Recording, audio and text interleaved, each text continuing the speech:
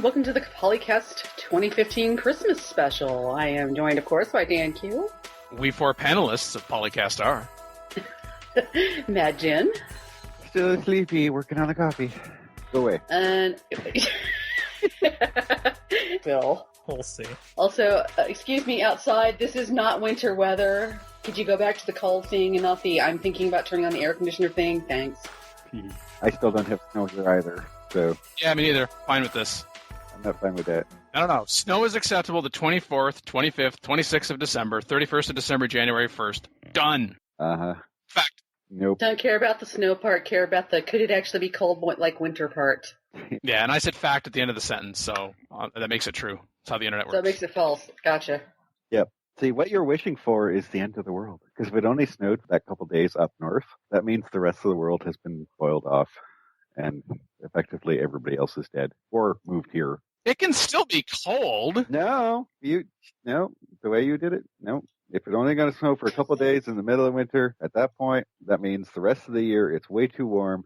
So the deserts have massively expanded because there's just obviously no water. Because if it only snows for 4 days during winter, there's no water in the air. So basically, Dan wants the end of the world. That's what he's wishing for. Dan really wants to go play Fallout, is what you're telling me. It's the end of the world as you know it. And I feel fine. Thank you. That's Dan's Christmas present this year. Manchan went along with one of his song segues.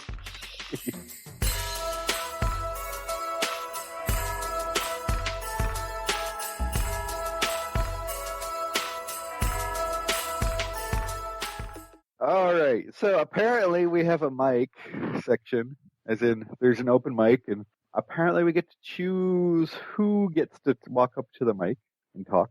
And by talk, I mean something that was posted on the forums, or you could have emailed Dan or phoned him and spammed him. I would have preferred lots of mass spam, but apparently he hasn't complained enough to let me know that you actually did that, so that was unfortunate. First, the literist. So he's got 3 questions. Can we break this apart?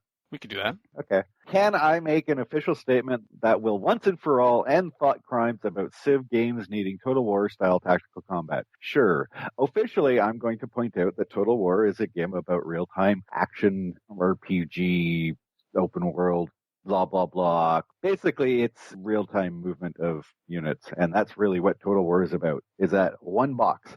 I mean, yes, it has got a strategic layer, sort of. It pretends to anyways, where you move stuff around. But Total War game is entirely about the actual army-on-army fighting. They built an entire engine around that. Civ, on the other hand, lives at a slightly higher level of existence. It has a balance of fighting and empire building. It does not need Total War-style tactics because you would need 2 different engines. Because these things don't work together directly. So please end all concepts of thinking that Total War-style tactical combat needs to exist in Civ. There you go. It won't. Ever. Just saying. Fact. There we go. Are you going to do that with every topic today? Fact. No, just kidding. I won't. Although I'm kind of tempted now that Mackie suggested that. That's not how this works.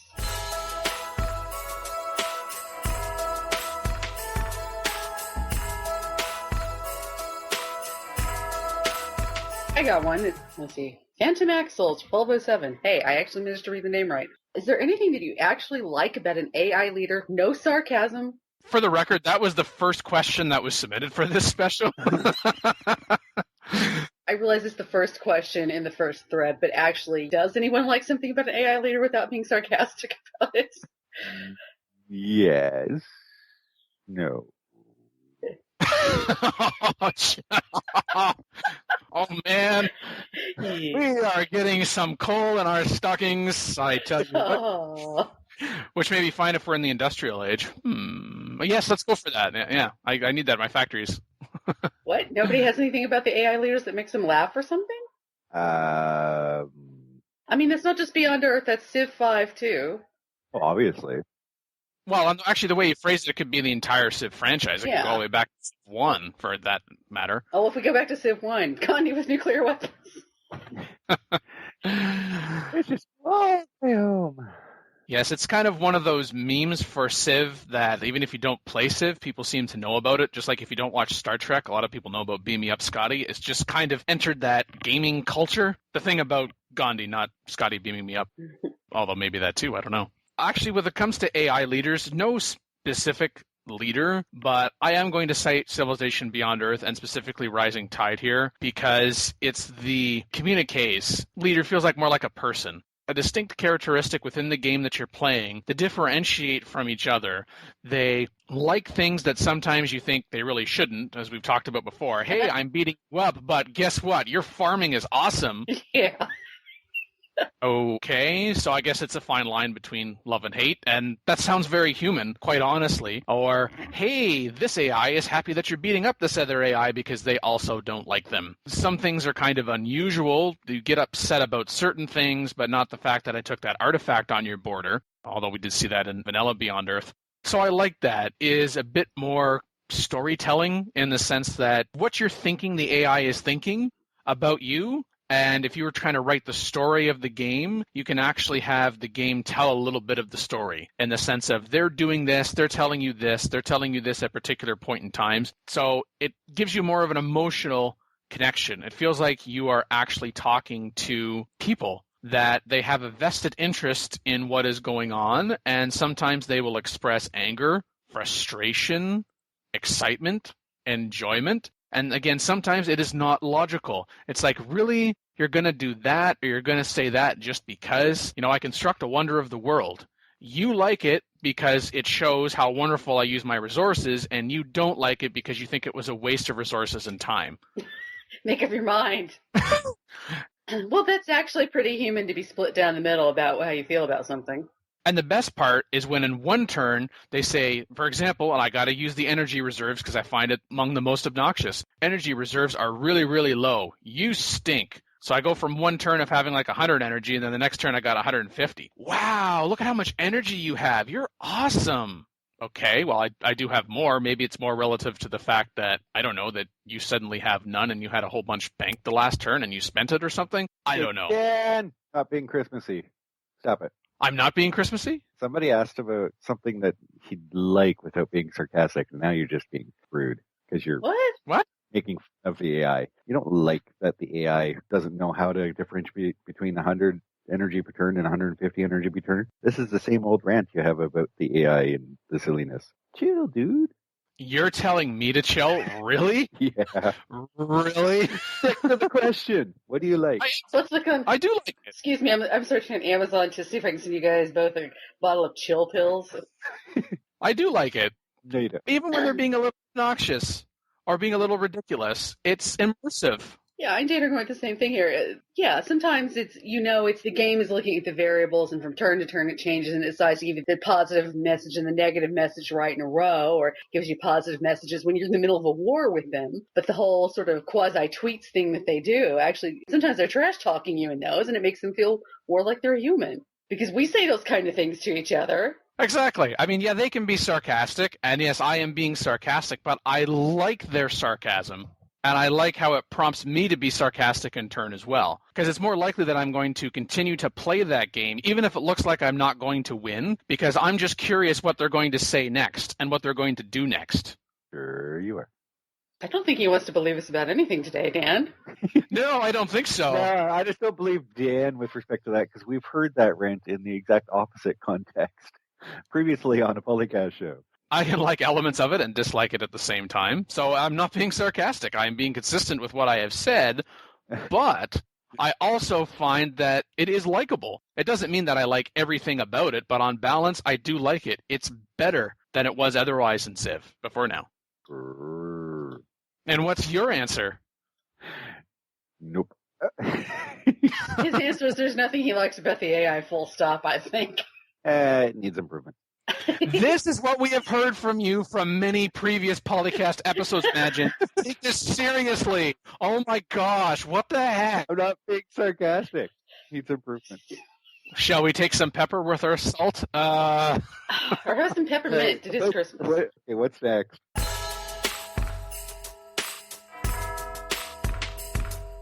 Dan picking a topic, I think? Yes, this is true. And That wasn't Dan's topic? No, that was mine. So Mackie talked throughout the whole topic. How did Dan get in there? This is Dan. You know how it happens. You give him just a small little question, and 30 minutes later... everyone had the opportunity to provide input, and Mackie also provided an answer. Obviously, someone wasn't listening.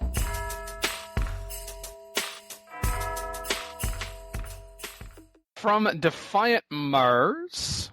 Hello, PolyCast. I know you have discussed this in previous episode, but what features or mechanics are on your wish list for Civilization 6? And on the same note, I was wondering what civilizations you hope to see in a Civilization 6. To answer the first question, not only have we talked about this on previous episodes, but we've talked about it in extensive detail on a topic for a previous episode recording that got archived due to time, and you're going to be able to hear that starting on December 31st with our next Not Just a Lame Clip Show installment. But what civilizations you hope to see in a Civilization 6? I hope to see the civilizations that we saw in Civilization 5, so long as they can be as differentiated as they were in Civilization 5. I don't want it to just be quantity for quantity's sake. I don't want to return to, I know this is a different civilization because the leader is different and the color palette is different.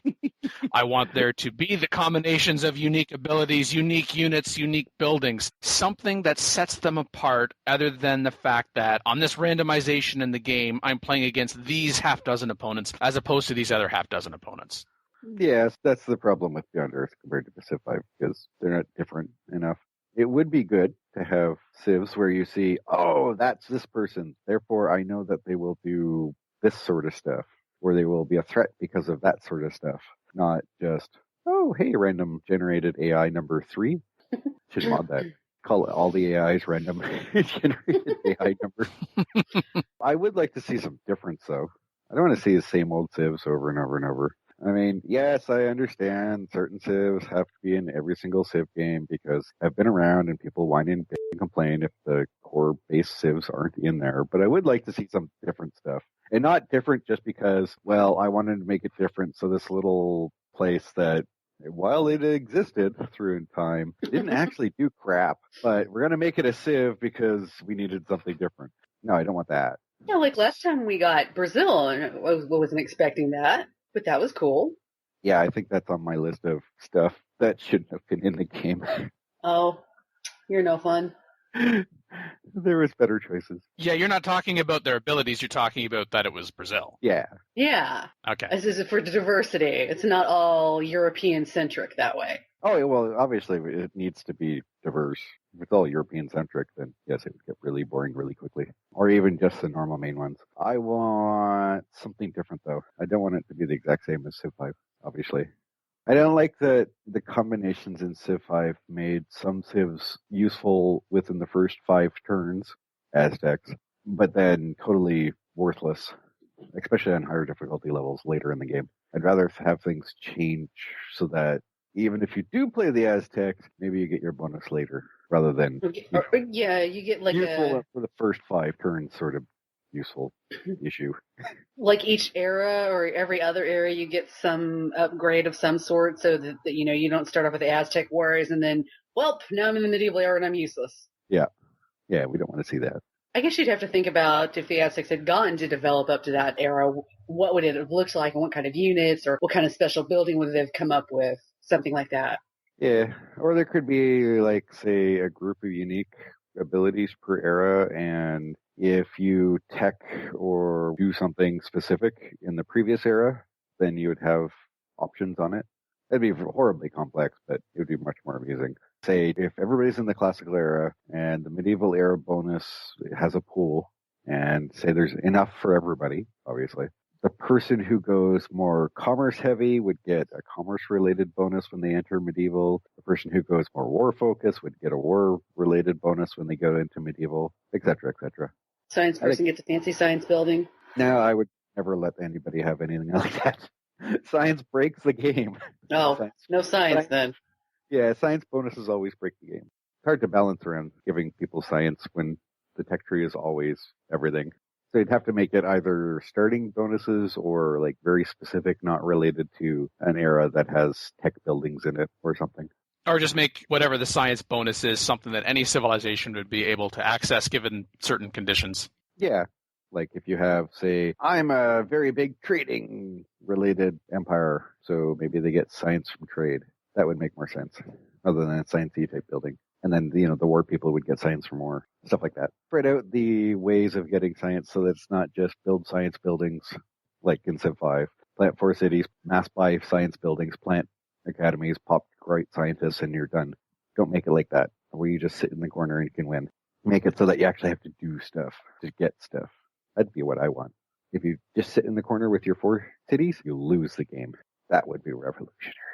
Yeah, it'd be nice to go back to not being penalized so much for expanding past about 4 or 5 cities. Well, yeah, one would hope that the weird Civ 5 concept of tall versus wide gets tossed out the window, is stomped on, boot kicked, crushed, thrown out, buried, and never sees the light of day again. Yeah, I don't like it. I never have. You're looking to rein in some of these extremes, and as you described, not be able to sit in the corner and ignore the rest of the world, the one Civilization title I can think of that really wouldn't let you do that would be Civilization Revolution. That too. So I would say a number of Civ players who are just on the computer would look at that as like, oh, that's the Revolution version, or even might say, oh, that was the Facebook version. So they can't have a place in the PC version, and I would hope that people would stop thinking, just dismissing that outright for that purpose. People wouldn't have even bothered attempting to dismiss it outright had you not tried to tie it to CivRev. And I think that your attempt to tie it to CivRev so that people would dismiss it is entirely anti-Christmas. I am trying to point out that, in fact, because it was in a Civilization title, that it was not on the PC, that people would recognize that just because it was the Civ title not on the PC doesn't mean that it, in fact, should be dismissed outright, but reminding them that, hey, this might be new for PC Civ, but it is not new for Civ. Thereby bringing different factions of platforms of Civilization players together, which is in the Christmas spirit. Sure. Anyways, yes, make people do stuff. You have to do things. That's the point. If you sit in the corner and you're trying to play SimCity, please just go buy SimCity and stop bothering Civ players. That's my Grinch side. I was about to say, now who's not in the Christmas spirit? That is Christmas spirit. I called the Grinch. I called the Grinch. That's part of Christmas. To get back to the original topic, I can't think off the top of my head of specific Civs I want to say that we haven't seen before, because I don't know. I guess I don't know enough about all the Civs that have been on the planet to tell you. Well, there's that too, but something new, something old, something blue. Dun, dun, dun, dun, dun, dun, dun. The minute he said blue, I knew where he was going with that. Aye. Just mix it up. Maybe make some of the Civs that were not quote unquote totally European centric and in every Civ game, maybe make those the base game ones and then let the European ones come in later or something. Be totally different.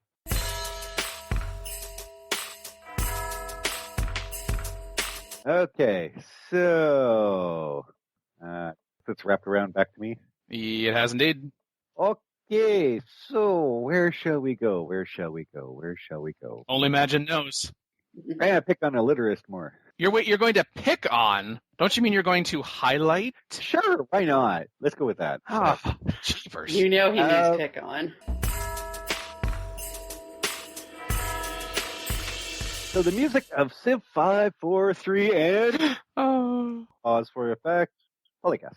Illiterist actually brought up a thread, which wasn't actually technically part of the Christmas thing, but it has music, so it's close enough.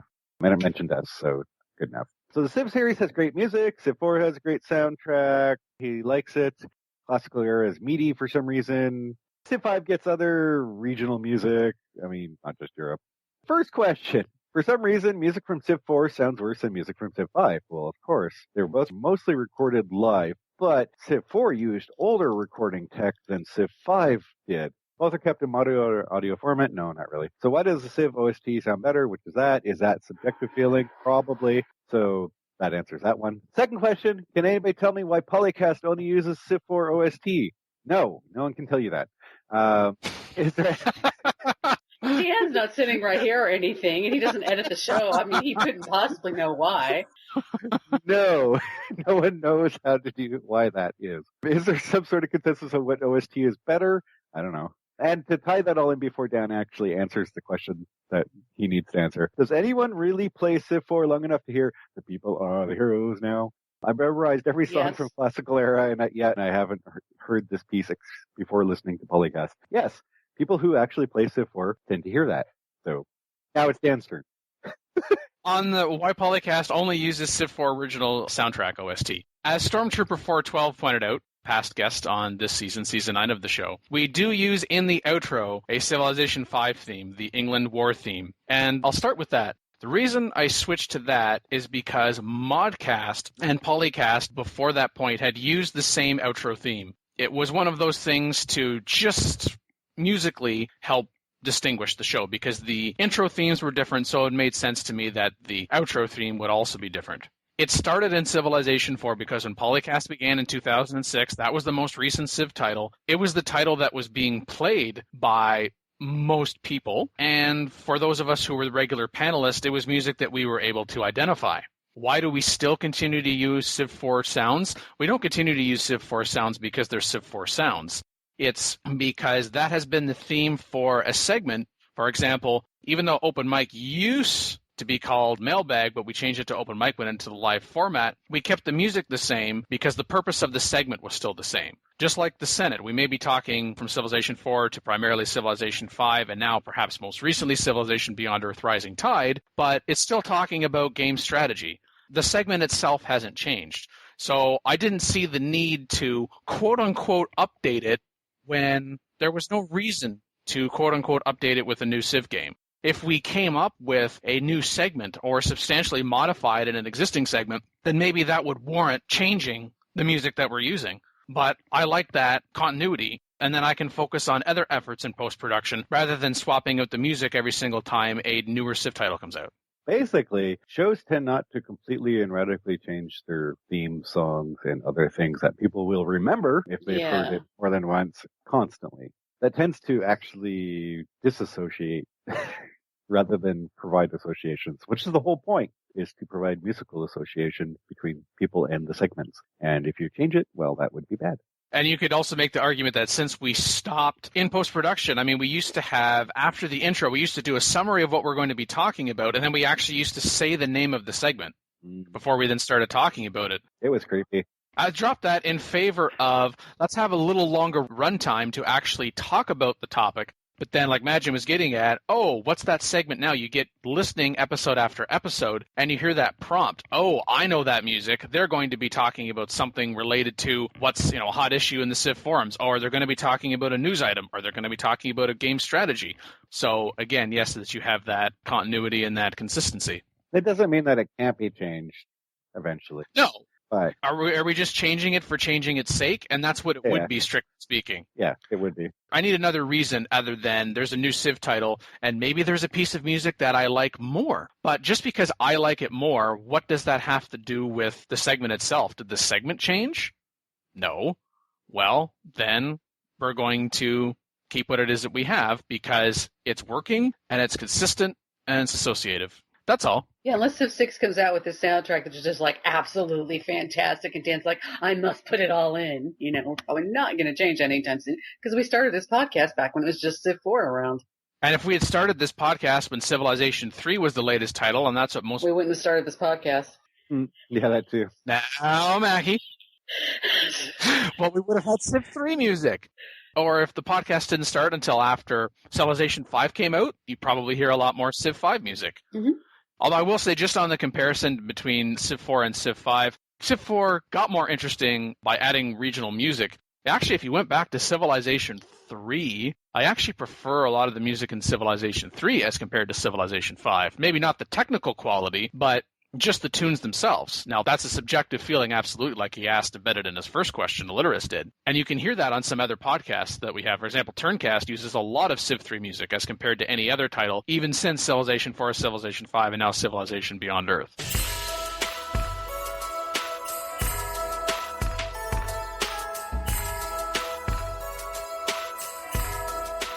I've got one.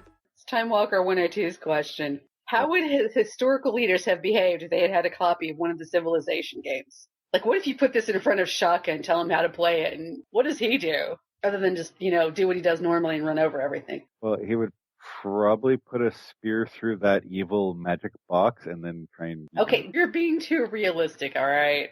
Hypothetically, they all understand high technology. No, they said if they had a copy of one of the Civilization games. He didn't say anything about whether they understood it, whether or not there was a PC there, whether or not you would have to explain. Dan, you're an actual lawyer. Can you stop him from rules lawyering? He's not an actual lawyer. He's not well, he's actually studied it, unlike you. Says who? I was just seeing where this was going. Anyways, what they have done. Mackie, come on. Well, we already agree Shaka would still kill things. Would Napoleon go for a cultural victory or a spaceship victory just to show how superior he is? I think he would go for conquest because that's all he really does. And then when he fails to do it in game, he'd just go kick Germany a little bit. I think Napoleon would play the game, and if a civ in the game that he was fighting against beat him in a war or something, he would actually get up, go over to that country in real life, bomb them. Wait, why didn't that change things? Yes, how would historical leaders have behaved if they had a copy of one of the Civilization games? They would use it to play out scenarios and simulate possible outcomes. And then, seeing as how they are a leader in the real world, a political leader in the real world, they would go out and then try to act on that. Whereas the rest of us could only hope to do such things. And then find out that their carefully laid plans fail so horribly because the AI is not a person. I was just about to say, would this be like war games? The only winning game is not to play. Except that this time it would be like, hey, the enemy is going to throw all of their troops into the water. Okay, we'll wait for that moment. Let's go. And then they're sitting offshore. Sitting out there in real life going, why are we jumping in the water? Jump in the water! The design said you were supposed to jump in the water.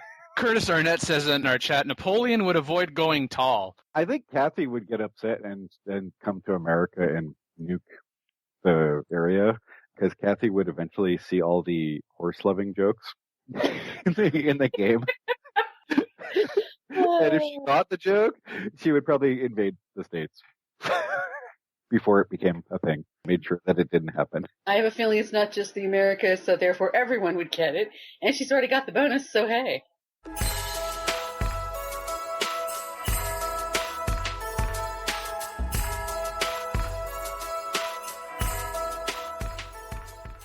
I'll choose one that was actually specifically directed to me, although I could, of course, will open to everyone else. Yeah, there was one that was specifically addressed to me from New Earth Relic. Oh, yeah, you were recently on a podcast roundtable on listener interaction and feedback.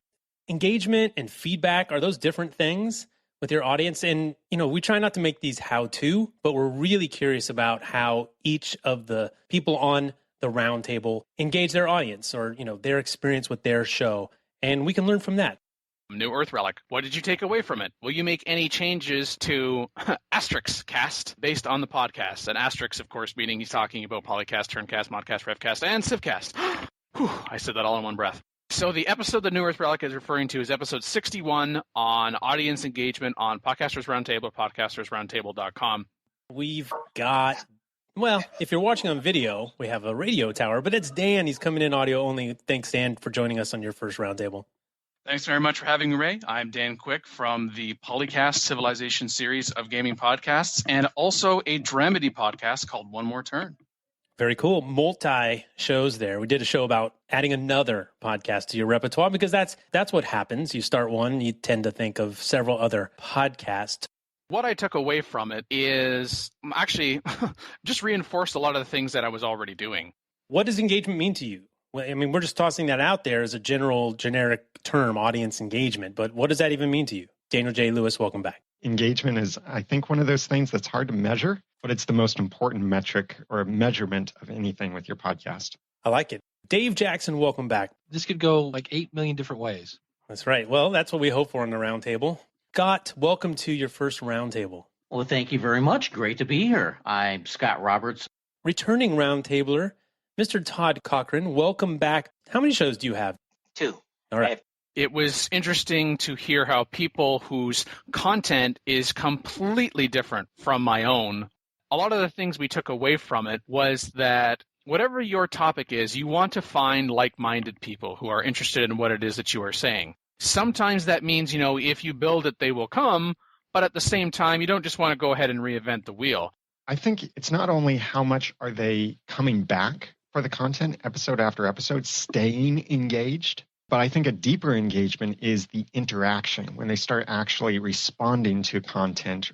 A big thing for PolyCast and getting the word out there was promoting, not just promoting the show to say, hey, go listen to it. We're not trying to sell you something. I guess we're trying to sell you your time in the sense that to listen to the show. We don't just want you to listen to the show, oh, that's a start. We want you to engage conversation. We want you to respond to what it is that we are saying, challenge what it is that we are saying, become part of the conversation, because then you can help influence the direction of the show, which can include up to and including have you come on to the show and be a guest. Kind of asked for something and the audience took action. Right. And if they don't take action, then you don't have an engaged audience.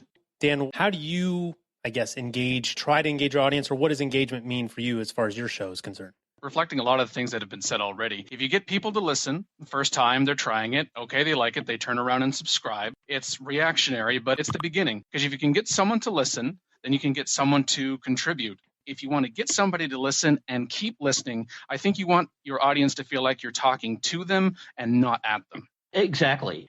After 10 years, more than 200 people have been on this show. They have provided their input on any number of topics that we have discussed. In terms of making changes to the cast, the one change, I was kind of already thinking about it, but was actually starting a Patreon campaign for the show, which you can find over at patreon.com/thepolycast. And one of the reasons I did that was because we had a standing, go ahead and donate to the show. You can make it one time, you can make it recurring. It was always one time. But I thought, why not just be, here's some money because of what you have done. Not just that, but we're providing you a little bit of financial gain because I like what you're doing, but you've also said that, hey, if we get to these certain goals, then we're going to achieve this for the show, but also some personal incentives as well. It's another way to be able to contribute instead of or in addition to what you already have been doing, but to also as a means to further what it is that we have already been doing to make it more likely that other people are going to engage and that the same people are going to continue to engage again and again. I mean, I read that and I thought it kind of sounds a bit self-serving in the sense that, well, Dan didn't learn anything except other than to continue what it is that you're doing. But quite honestly, you start to wonder, are there things that other shows are doing that I see them doing, but I don't quite understand why they're doing it? And so this was an opportunity to explain that and to share best practices, so to speak. But I think that the change will be that we're going to continue to listen to feedback, again, tying back to also now the feedback survey that we have for PolyCast running until the 26th of December, so that we get an idea of what people are thinking about the show, what they would like to see changed, what they would like to see removed, what they would like to see added, kind of going back to something old, something new, something borrowed, something blue. We've already done that once today, Dan. We can have more than one wedding in a day, Mackie. One of those.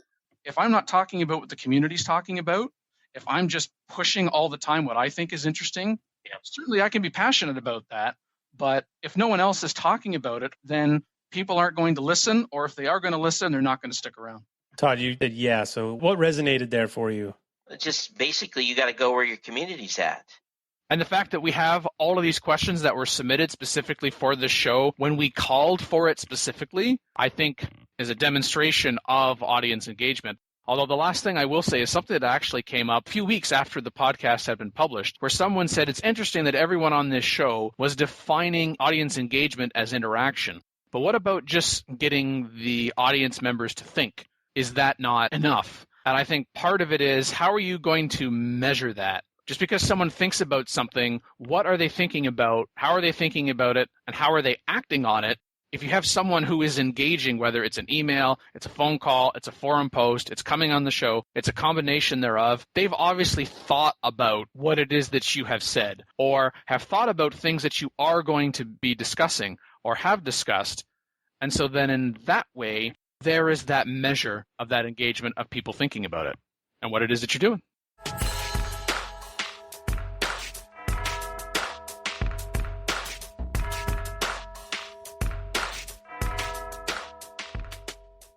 Okay. Throw a little bomb in there. The grand question, in their fully expanded, patched final form. Civ 4 or Civ 5? Go. We kind of interpret, what does that mean exactly? Which one do we think is better? Which one do we think is worse? Which one have we... Yeah. No. No. This is a very simple question. Between the two, in their fully expanded patch form, did you pick Civ 4 or Civ 5? Yes, they are now both fully expanded. And this is getting disgusting. Not that kind. Anyways, which play style do you prefer? Civ 4 or Civ 5? Civ 5. I think you guys know my answer. And now that I've played Civ 5 a little bit, I'm still picking Civ 4.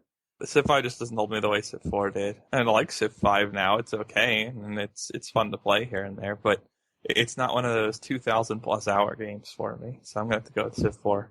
I'm gonna go 5. I mean, I may have put more hours into 4, but I think I've had more enjoyableness out of 5. I mean, part of that's the multiplayer stuff, but still, even playing single player, I enjoy playing a game of Civ 5 more than I did, I think, with Civ 4. Yeah, I don't know. There's parts of 4 I would rather want back in 5, and parts of 5 I just don't like. So in their holistic forms, I guess I would skew more to 5 than 4, but I think that's mostly because Civ 4 wasn't on Steam to begin with, and that there was less multiplayer options. There's certain design aspects that are less interesting in 4, but I would still pick 4 over 5 for some things.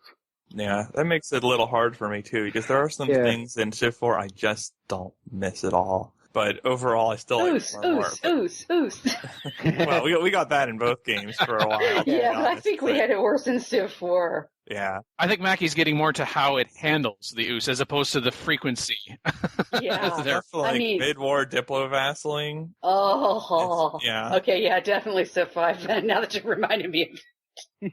Although the vassal mechanic was fun overall. Just that mid-war diplo-vassal is kind of rough. Yeah. Tall versus wide thing, I don't think. Yeah, that needs to go the way of some of the stuff Civ 4 did and not show up again. Yeah, tall versus wide should never be a thing. So Civ 4 had it better on the expansion side of things. Social policies versus civics is tough for me, too.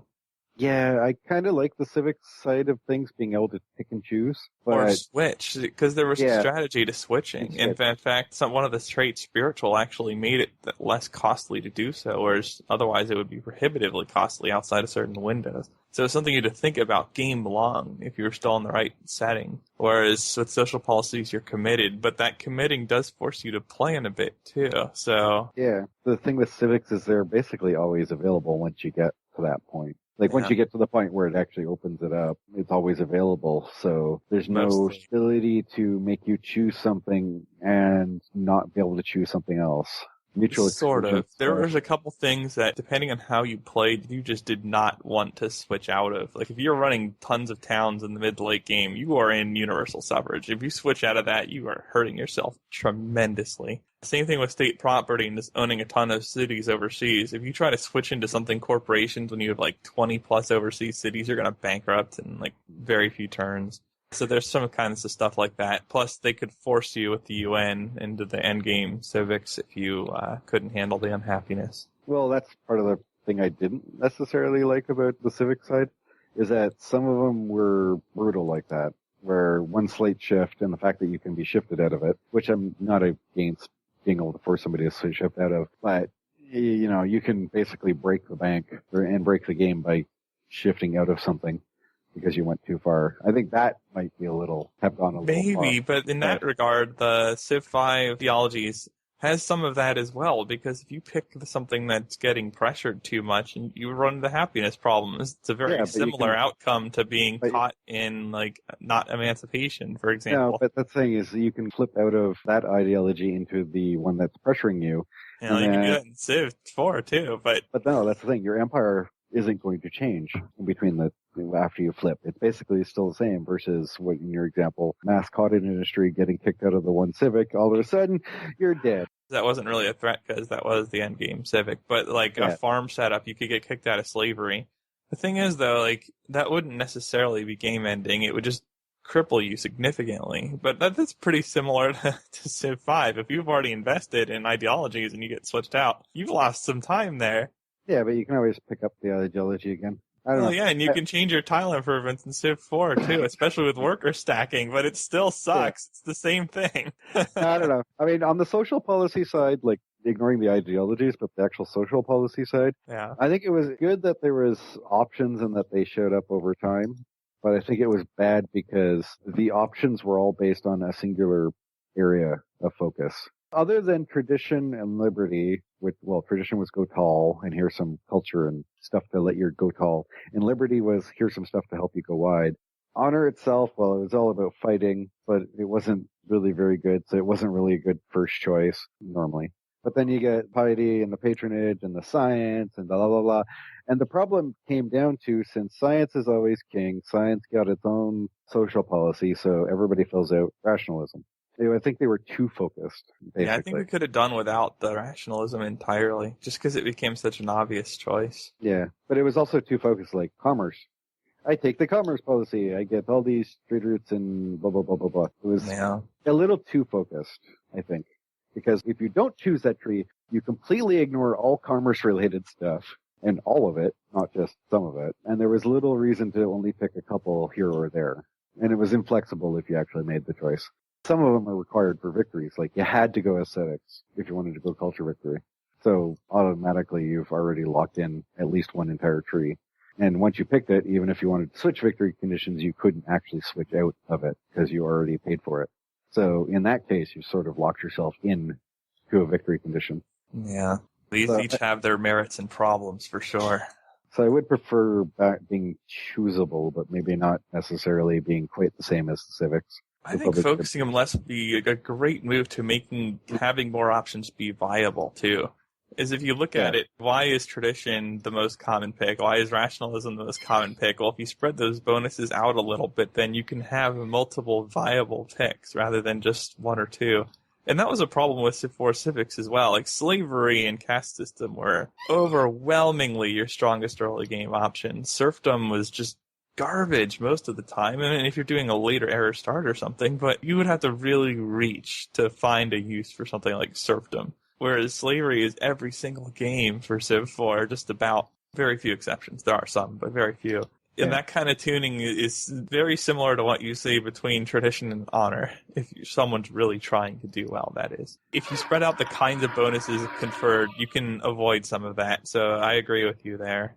So Mackie, Phil, and Majin have raised a lot of comparative points for Civilization 4 and Civilization 5.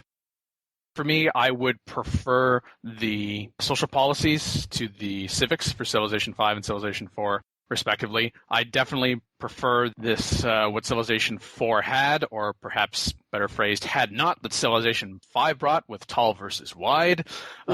Yeah, that needs to go for Civ 6, definitely. What about 1 unit per hex? I think it's better than stack. I do too. Yeah, I want to see something I don't miss Death Stack. I want to see something between the two to cut on the micromanagement. I think 1 unit per hex would work better if you had more total hexes on the board. There's not enough room. Yeah. You get too much congestion. Yeah, a little bit more bigger maps. I mean, granted, you're getting newer technology, so bigger maps could be a thing for Civ 6. Yeah, full-scaled 64-bit program would help quite a bit for the next iteration, yes. Yes, a 64-bit program can soak up more than 2 gigs of RAM, would make bigger maps, and I think that would be nicer as a way to go. If they can't do it, having some stacking, a capped stacking with risks to doing stacking would be the way to go. Yeah. Because then you can move more units at once. Yeah, minimal stuff. Or at least make it not as painful in some areas. I don't think 150 on one place is the way to go either. Yeah. No. Now, I know we mentioned with regards to multiplayer and the OOS or the out-of-sync Civ 5 handling it better than Civilization 4, but I did prefer the multiplayer experience in Civilization 4 over Civilization 5. And part of that was just the game's ability to handle number of players. Yeah. And map sizes. Honest to goodness, that was definitely a step backwards. And you had the permanent alliance things. You could have at least more than one person finish the game together. Not to mention, at the end of the game, you could consistently see what the other players are doing thanks to map trade or any other mechanic for that matter. Well, our games in Civ 5 pretty much never get late enough to the point where we're going to get those late games near space race technologies to see the map. So unless you diligently explore all the land, you can't even see what the other players are doing in Civ 5. And beyond that, just the permanent alliance thing would have been really nice. And even the straight up team mechanic. The team mechanic in Civ 5, I think, was worse than Civ 4. Only because I don't think that actually changed between 4 and 5, but I think it's because ideologies, as much as they're playing on a team, each of you actually get to pick an ideology, which promptly means that if you choose different ideologies, you've basically screwed your teammates for happiness for a while, which is dumb. Same thing for religion. There's stuff in there that, we're working on a team, except that some of the mechanics are not built around allowing team-based play, which I don't think you can. And again, it doesn't get enough play compared to not team play. That's the thing. It's also, and again, winning. You might be on a team, but unless you're playing domination, where you've killed everybody else off, you can't win together. And I think part of that's a self-fulfilling prophecy. You don't get a lot of people playing on teams because of the issues with teams. That's true. Yeah, I mean, the mechanics, if they built for it better, you probably would see it more often. Especially if it was part of the strategy in the game to align yourself with somebody over time. That would completely change how the game plays out. Yeah, the lack of real alliances and stuff like that in Civ 5 was kind of meh. Yeah. Related to that, I prefer the diplomacy system in Civilization 4 over Civilization 5. Yeah. There was a diplomacy system? There was. It's just in Civ 5 you didn't use it as much, so it seems like there actually wasn't one. So, this is an understandable misconception. On Civ 5 you would do stuff to manipulate the AI to declare on other people or whatever, but in Civ 4 it was significantly more nuanced in how you handled your diplomatic interactions. Yeah, but Civ 5 was literally just the trade screen. Yeah, pretty much. They started with some other stuff like, let's go secretly gather our forces towards doing a war, which they eventually got rid of. No, they didn't actually develop it at all. So yeah. Back to secrecy. Yeah. What does this do? Absolutely nothing. Rather than trying to address the problems, let's just remove it altogether, and therefore the problem is air quote gone. Yeah. They probably felt that they couldn't put in a good system with the amount of time and resources remaining would be my guess as to why they cut that out after the opening. But even with the World Congress and that getting added, interaction stuff was never put back into the game in Civ 5. So it was all about the trading. Although to that end, I did much prefer the World Congress and United Nations mechanic of Civ 5 versus United Nations or... oh boy, the Apostolic Palace and Civilization 4. Dan's favorite. I think that Civ 4 UN was okay. I mean, nobody needs another AP in the Civ game. Or you could have the Apostolic Palace and just get rid of the garbage victory, because the Apostolic Palace otherwise wasn't horrible. The hammers were nice. It was a good thing to pursue, and under some circumstances, not under others. And it could be a real pain in the butt if you were in its religion and didn't align with the person who was controlling it. And those things are all reasonable mechanics. And in fact, they added something to the game. So as long as you get rid of that garbage, you took one city of this religion, you lose a vote, game over. As long as you get rid of that, it's not that bad of a wonder. And I'll also give the nod to Civ 4's espionage system over Civ 5. Oh yeah, that was great. Especially winning culture victories with it, but just in general too.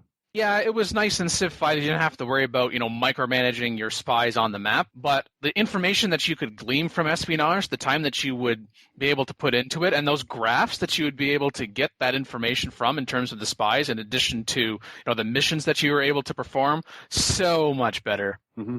Oh, that's true. That's one of the few games where some of your demographic information on other players really depended on how effective you were with espionage.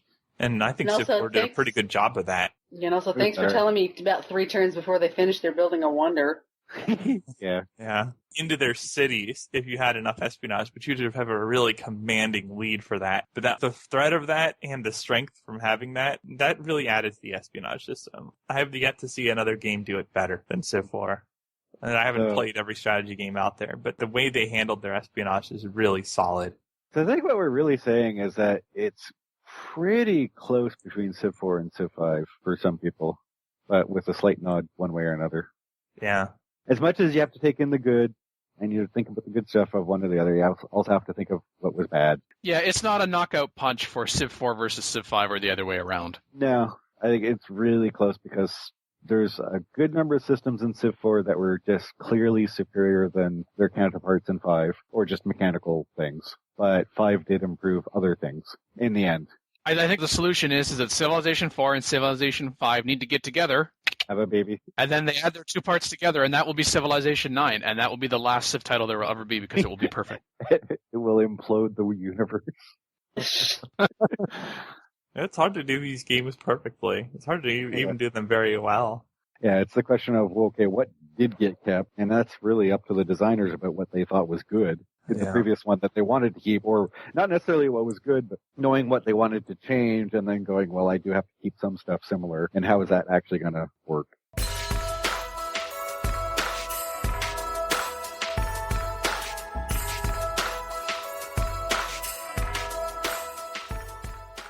As Paradox games change perception of the usual Civ 4X formula, those games generally don't have the same defined structure and pacing. They also do not give you the same level of control over your faction and the world in general. Does it make the Civ formula feel overplayed or dated? My answer to the last question is no. It does not, because it's a very different kind of game. Also, I would say that Paradox games are not 4X. Yes. I agree with that statement fully. That was the first thing I want to say. Paradox games do not make 4X titles. I mean, technically, there are a couple games in their stuff, but it's not the Paradox stuff. Like, it's the publishing of other people's stuff. And when people say Paradox games, we think the CK series, the EU series, the Hoi series, the yada, yada, yada. Victoria, yeah. That concept, which they don't even call 4X. Because it's not. Well, you can try to X, but then they nerf it. Yeah. But there's always ways around. It's a different style of strategy game. I'll at least let it be called a strategy game, but I wouldn't necessarily call it too much. It fits in that broad. Yeah, it fits in the broad thing, just like StarCraft does. I mean, StarCraft, Civ, and Paradox titles, you would not mistake one for the other in terms of gameplay or even what it takes to be a good player at one, but they're all strategy. Yes, they'll require some strategy, or the big S strategy game, not the little s. So, have they changed perception? No. I disagree. I think we are seeing evidence of some of that stuff finding its way into Civ, especially with Beyond Earth, their war score crud. It's an example of something that you really need to look at the differences between the series when bringing one concept across. Because War Score in the Civ series in a 4X title absolutely has to function differently than it does in a game like Paradox titles, like Grand Strategy. But it's not a bad concept in that you can force terms with otherwise you have players being stubborn. But we are seeing some concepts brought across. I think the tall versus wide cancer has found its way into the Grand Strategy titles a little bit, and I don't think they're better for it. But it's there. They're certainly taking some inspiration from each other, so it's worth a look. Yeah, well, it's just the question is may change perception of the usual formula, but I mean, that's just a generalized thing of companies look at each other's games.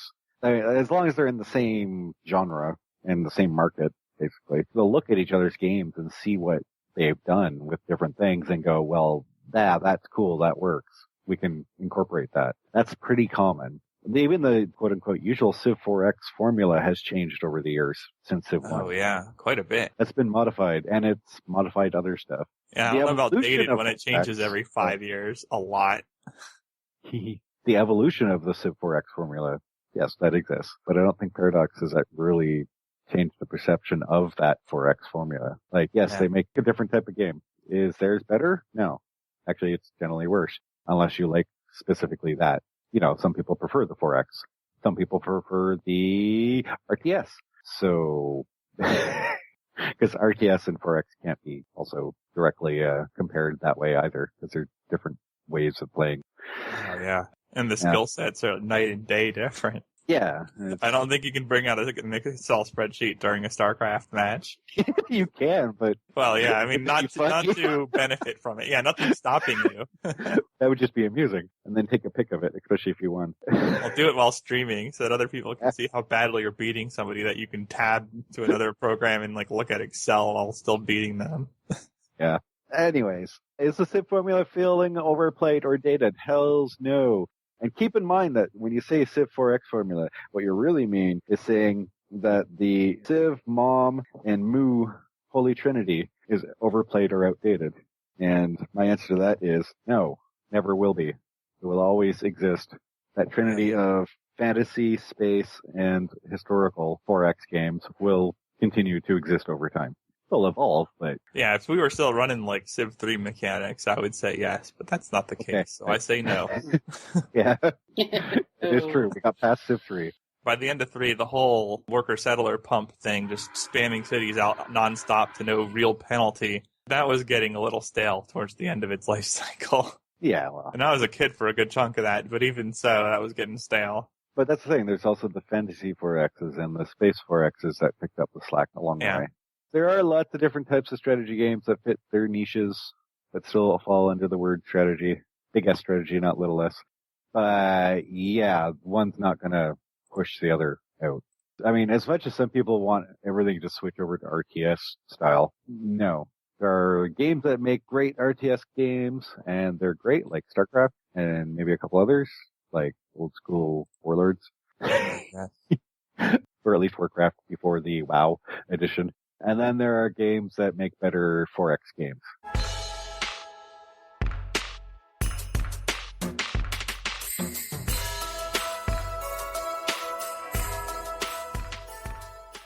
Kamikaze, what are you expecting or hoping for in the year to come?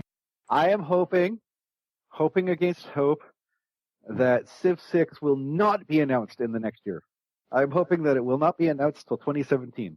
Why? So they will work on BE more? No. Mostly because there is a constant horrible spam out there, quote, or just make crap up going, Civ 6 has to be released in summer of blah year, or it will be released in spring of blah year. And this spam has been getting more and more and more. And it's horrible because it's based on absolutely nothing other than them needing to write a story so that at some point they will eventually be correct and be able to point to that going, haha, I predicted it, even though they have a pile of dead articles before that where they were completely and utterly wrong. So I want Civ 6 to not be done until 2017, or at least announced until 2017, just to annoy all of these people. I don't care about that they so are much, annoying me. They are annoying me. When it comes to Civ 6, I want to see it not come out in the state that 4 and 5 were. That's what I want to see. And so, of course, that means I don't want to see it next year. But aside from that, I would like to see Beyond Earth continue to get some development since it's been released already. At least for the Civ franchise, that's about it for the moment.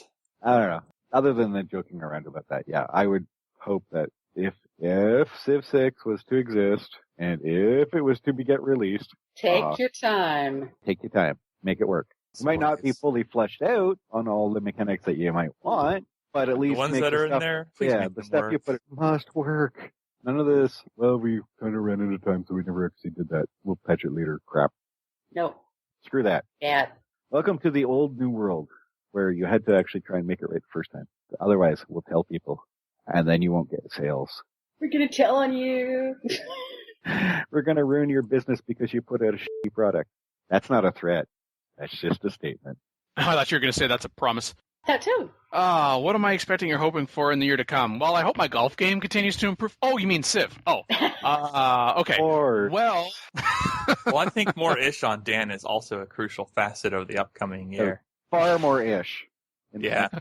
I am hoping for success for Civilization Online, although I expect it to falter as it tries to find its footing.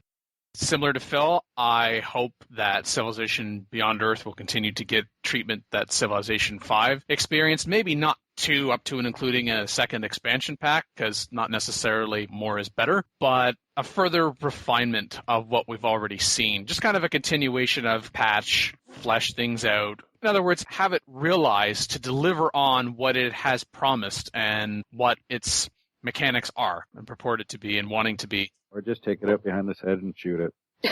Although related to taking it outside and shooting it, okay, can you stop releasing more Civilization Revolution 2 titles that is just a rehash?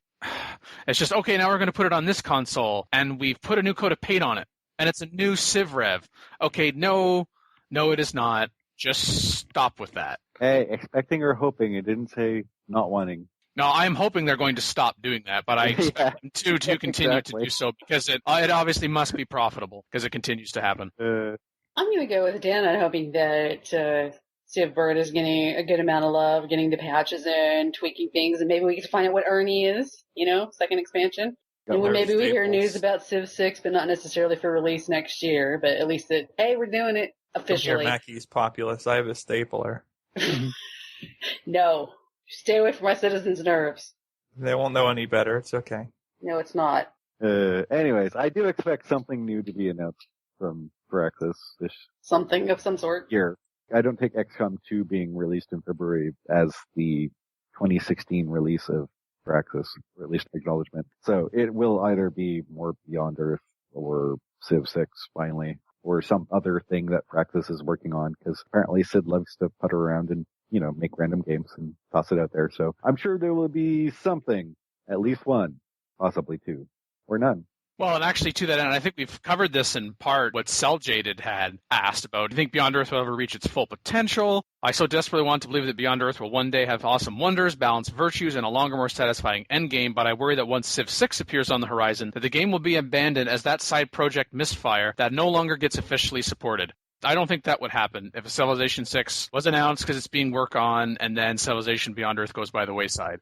One, we've seen Firaxis continue to work on Civilization 5 even after Civilization Beyond Earth was announced and released. Heck, we even saw a patch for Civilization 4, and I'm not talking about the one that got rid of that had issues with multiplayer. No, I'm talking about the very last patch that said, hey, you no longer worry about have the CD in a drive. That was years after the game was fait accompli. It didn't really change much of anything else. Man, they nerfed Protective. But at the same time, Firaxis has said, co-lead developers of Civilization Beyond Earth and Rising Tide, its expansion, have said, we want this to be another Civ franchise. Unless they've decided to completely change track on that, I think it's completely conceivable to see that if a Civilization 6 is announced, that not only will Civilization Beyond Earth continue to be worked on, but they're also probably going to start thinking out of Beyond Earth 2. Or Civ Verni, or both. Also that it's two different teams that worked on it for Civ 5 versus Bert. It's not like, they're going to start working on Civ 6, and therefore everybody gets tossed off the Bert team to go work on Civ 6. No. Do we think Firaxis has the motivation and aptitude to make Beyond Earth a great title? Yes. But I don't think the people at Firaxis who are working on it are those people. Just to clarify. Just to allude to some other questions phrased without being specific, pointing the fingers at one or two particular people as being the source of all ills is misguided. Certainly there is a buck stops here, but it's a team of people. Call in today. In North America, the number is 301-637-7659. That's 301-637-POLY. In Europe, 44121-288-7659. That's 44121-288-POLY. The only thing worse than being talked about is not being talked about. For more information on PolyCast, our sibling shows Modcast, Revcast, and Turncast, or about PolyCast in general, log on to the series' official website at thepolycast.net.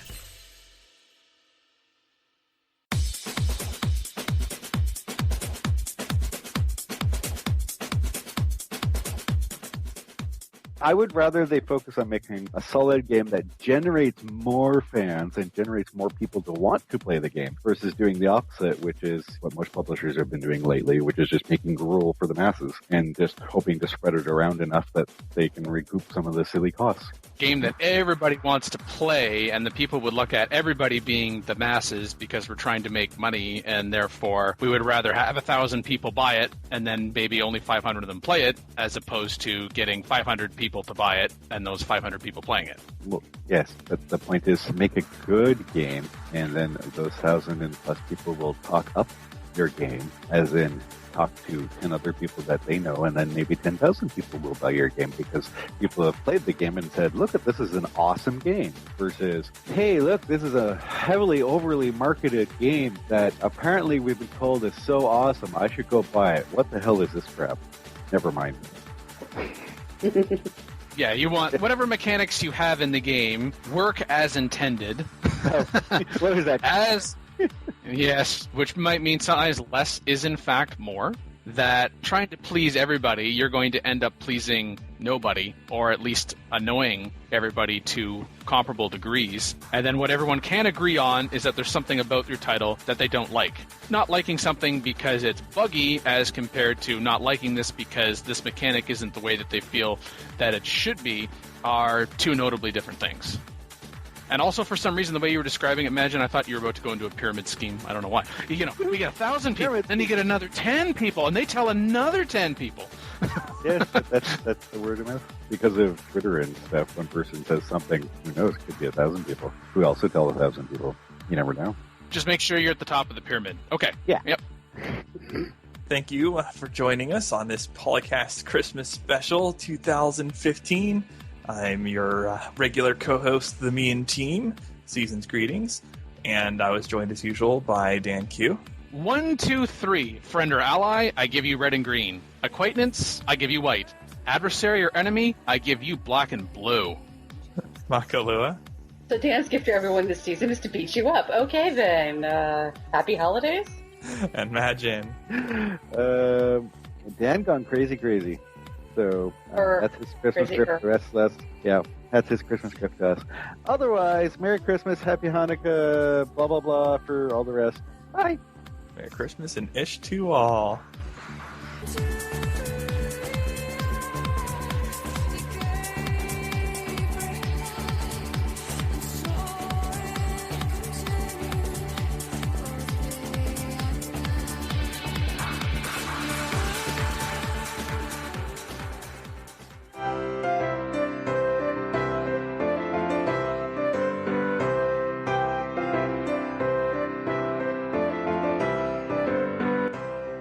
Because it starts with an earthquake.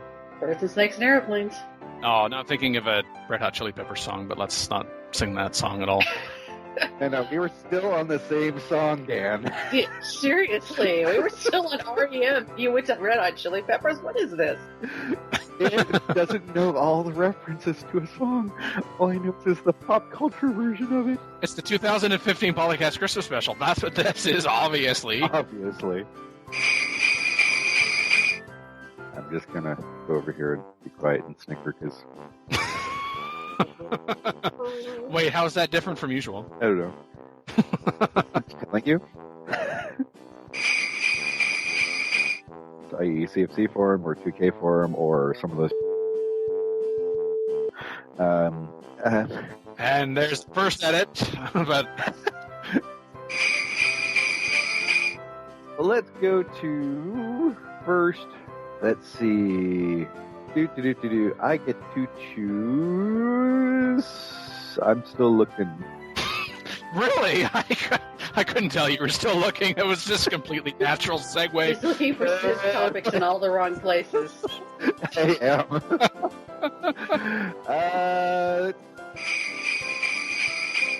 So, Phil, we want to choose the next... Oh, Fat Phil. Oh, Phil. Sorry, you're reading the chat. I honestly can't think. Welcome to PolyCast. I had to provide an example. That was completely random, right? Oh. Completely hypothetical. He just happened to pick an American city and a Canadian city for that.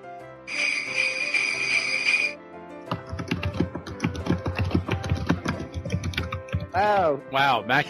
Oh, was that keyboard of death back? And that was the keyboard of death. I was like, Imran. There was a question out of the chat: is why doesn't Shaka's War theme play when you introduce Phil?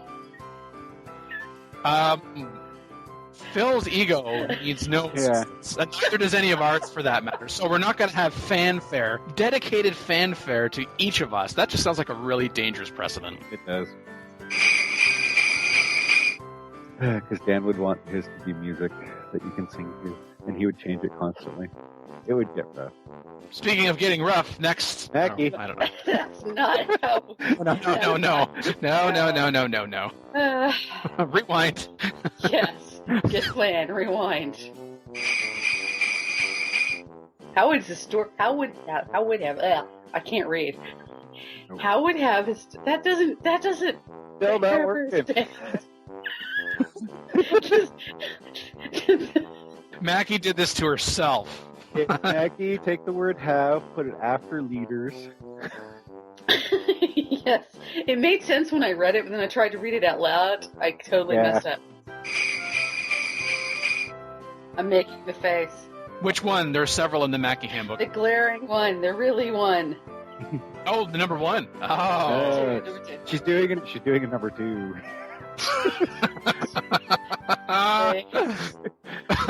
See, now I'm still making the same face because you've done it again. But you said it. You said you were doing a number 2. Yay. Dan, I guess it's back to you. Since there's still no Phil.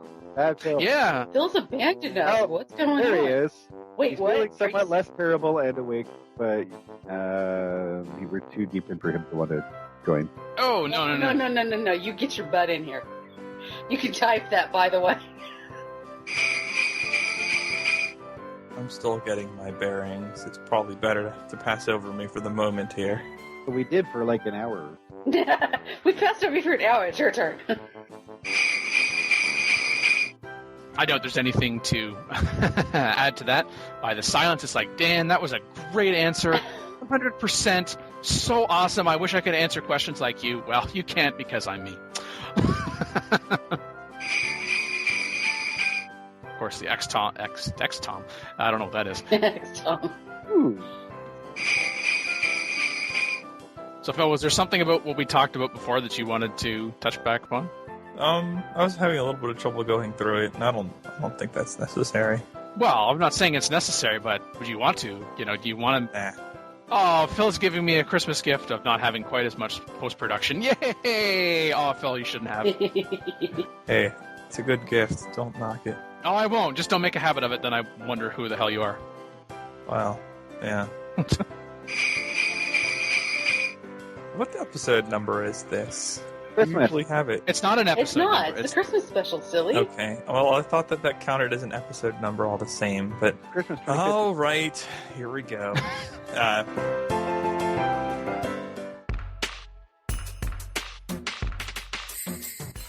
Record date December 12th, 2015. Clip credits in order of appearance.